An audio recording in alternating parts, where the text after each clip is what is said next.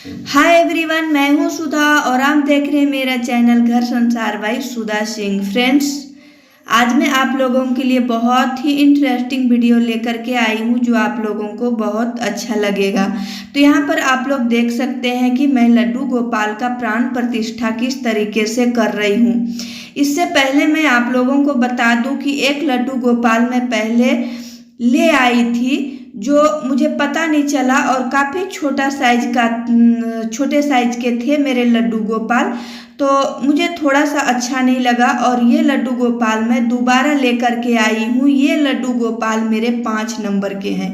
तो प्राण प्रतिष्ठा करने के लिए जो फर्स्ट दिन होता है उस दिन किसी भी अनाज, आप गेहूँ चावल जो भी आपके पास हो, उसमें आप कान्हा जी के यानी कि लड्डू गोपाल के सर पे एक पट्टी बांध दीजिए और उसे अनाज में ढक कर के रखिए। फर्स्ट दिन का ये प्रोसेस होता है। 24 घंटे तक आप उसको अनाज में ढक कर के रखिए और नेक्स्ट डे दूसरे दिन आप उसे निकाल करके और सब्जियों में ढक कर के रखें। जो भी सब्जी आपके पास है सब्जियों में आप नीचे रख दें और रखने के बाद में फिर से 24 घंटा के लिए आप छोड़ दें, इसी तरह आँख में पट्टी बांध के, और नेक्स्ट डे फिर आप निकालें। निकालने के बाद अब आपको फल की टोकरी में रखना है। फल इस तरीके से आप रख लीजिए, कोई भी स्वच्छ साफ स्वच्छ बर्तन में। यहाँ पर मेरे पास ये पीतल का भगोना है, मैं इसे यूज कर रही हूँ। पूजा पाठ में मैं इसे ही यूज करती हूँ।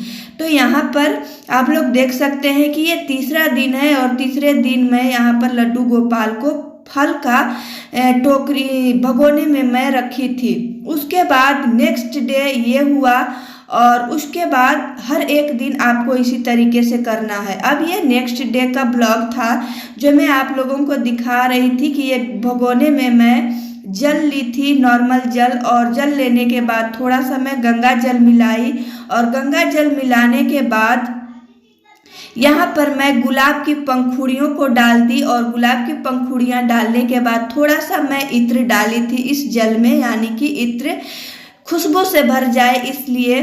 और उसके बाद अब मैं करूँगी अपने लड्डू गोपाल को पंचामृत स्नान।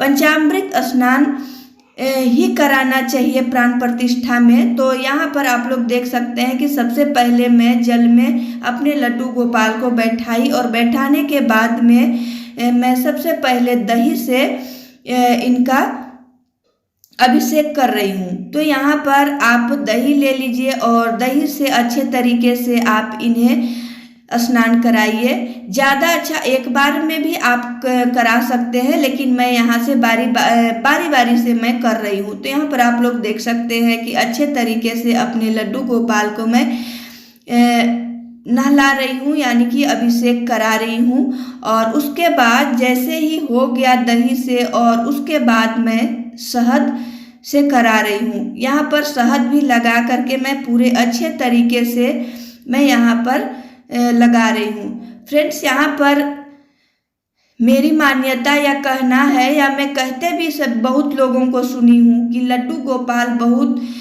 भाव से रखने वाले देवता हैं, भगवान हैं। बहुत प्यार से उन्हें रखा जाना चाहिए, बहुत ही अच्छे ढंग से उनकी सेवा करनी चाहिए। तो यहाँ पर आप लोग देख सकते हैं कि मैं शहद से कराई और शहद के बाद मैं भूरे से स्नान के अभिषेक कराई और उसके बाद अब नॉर्मल जल से मैं करा रही हूँ। अब यहाँ पर पंचामृत स्नान हो चुका था मेरे लड्डू गोपाल का, और उसके बाद ये जो पानी बचा, इस पानी को, जो स्नान कराया हुआ पानी है, इस पानी को मैं पौधों में डाल दूंगी ताकि इधर उधर ना गिरे और पानी का तिरस्कृत ना हो। मेरे लड्डू गोपाल जो नहाए हैं इस पानी का तिरस्कृत ना हो, इसके लिए मैं फूल पौधों में डाल दूंगी। अब यहाँ पर एक मैं थाली ली और थाली में फूल बिछा दी और सबसे पहले एक नए टॉवेल में ली और अपने लड्डू गोपाल को अच्छे तरीके से पोंछ ली। उसके बाद इस थाली में मैं फूल बिछाई और फूल बिछा करके अब अपने लड्डू गोपाल को मैं ये न्यू ड्रेस में पहले से रखी थी तो मैं इसे पहना दी। और अब आप लोगों को लड्डू गोपाल की सेवा भी मेरे चैनल पे देखने को मिलेगा कि किस तरीके से मैं सेवा करती हूँ और किस तरीके से मैं जो बाहर से मंगा करके या खरीद करके चीज़ें अपने लड्डू गोपाल का तैयारी के लिए जो होता है, जैसे कि ड्रेस वगैरह, मुकुट वगैरह, बाल वगैरह, तो मैं सारा कुछ आप लोगों को बना करके दिखाऊंगी। आप लोगों को भी इससे बहुत ज़्यादा हेल्प हो जाएगा। आप लोग देखते हैं कि मार्केट में इस तरह के छोटे छोटे जो चीज़ होते हैं कितना महंगा मिलता है और इन चीज़ों को हम खुद भी बना सकते हैं। तो मैं बनाऊंगी और वीडियो भी अपलोड करूंगी। आप लोग मेरे चैनल से जुड़े रहिएगा ताकि आप लोगों को देखने को मिलेगा। यहाँ पर मैं अपने लड्डू गोपाल को तैयार कर ली थी और करने के बाद यहाँ पर मैं इत्र लगा रही थी उनके ड्रेस में। तो यहाँ पर आप लोग देख सकते हैं कि ये इत्र है, सेंट नहीं है। जो सभी लोग लगाते हैं वो सेंट नहीं है, ये भगवान जी का स्पेशल इत्र है। इस इत्र को मैं वृंदावन से आया था ये, तो मैं वहाँ से स्पेशल इसे मंगवाई हूँ। ये चंदन की खुशबू वाला है ये इत्र। तो मैं अपने भगवान जी को यानी कि लड्डू गोपाल को लगा दी और इस तरीके से मैं इनका प्राण प्रतिष्ठा अपने घर पर की। इससे पहले मेरे पास एक और लड्डू गोपाल हैं जो पीछे वीडियो में आप लोगों को देखने को मिलेंगे, जो काफ़ी छोटा साइज होने के कारण मैं एक और मंगाई और अब मेरे पास दोनों लड्डू गोपाल रहेंगे और दोनों लड्डू गोपाल का सेवा मेरे पास रहेगा। जितना संभव हो पाएगा मैं कोशिश करूंगी कि अपना अच्छे तरीके से मैं अपना लड्डू गोपाल का सेवा और बहुत श्रद्धा पूर्वक मैं करूंगी। यहाँ पर आप लोग देख सकते हैं कि तैयार वगैरह कराने के लिए यहाँ पर आप लोग इसे बेड बोलिए, दीवान में बनाई हूँ अपने लड्डू गोपाल के लिए। ये एक बॉक्स मैं रखी थी, उस बॉक्स से मैं बनाई हूँ दीवार। यहाँ पर मैं अपने लड्डू गोपाल को, क्योंकि अभी मेरे पास सोफा नहीं है लड्डू गोपाल के लिए, सोफा या आसन जो भी आप बोल सकते हैं, सिंहासन, वो मेरे पास नहीं है। मैं जब भी बनाऊंगी आप लोगों के साथ शेयर जरूर करूंगी। तो अभी मैं जो बनाई थी उसी में मैं बैठा दी, चारों तरफ मैं फूल बिछा दी और फूल बिछाने के बाद अब शुरू होगा मेरे लड्डू गोपाल का पूजा। तो अभी तक ये जो था, जो वीडियो पीछे आप लोग देखे, ये प्राण प्रतिष्ठा करने का नियम था। ये प्राण प्रतिष्ठा मैं कर रही थी।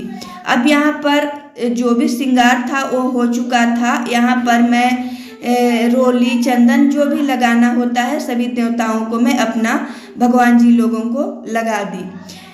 इससे पहले आप लोग देखते होंगे कि पूजा मैं बाहर मेरा मंदिर था वहाँ मैं करती थी, लेकिन मंदिर थोड़ा छोटा हो जाता था और अच्छे तरीके से मैं पूजा पाठ नहीं कर पाती थी और पूजा मुझे खड़ा होकर के करना पड़ता था।